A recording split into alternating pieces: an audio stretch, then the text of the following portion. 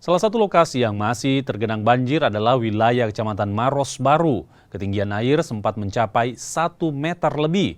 Sejumlah warga terpaksa menggunakan perahu untuk melakukan aktivitas memenuhi kebutuhan sehari-hari.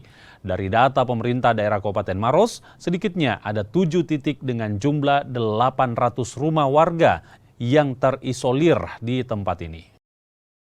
Hari ini saya bersama Bu Wakil dan Forkopimda ini Pak Dandim ini langsung turun ke lapangan kembali untuk meninjau, dan ya kita sudah bersyukur ini air sudah mulai surut, tetapi memang masih ada beberapa titik yang terisolir, sehingga kita menginstruksikan kepada seluruh tim badan bencana supaya yang terisolir ini yang kita harus bantu dan membagikan makanan kepada mereka warga yang memang lokasinya terisolir. Ada berapa Pak dari data Pemda sendiri Pak yang terisolir sejauh ini Pak? Ini ada sekitar 7 desa, 7 tempat lah, 7 tempat titik yang memang masih terisolir, dan kita sudah siapkan dapur umum seperti di desa ini, di desa Bori Kamase, itu langsung kita siapkan dapur umum di kantor desa untuk menutup warga yang memang masih terisolir di beberapa dusun.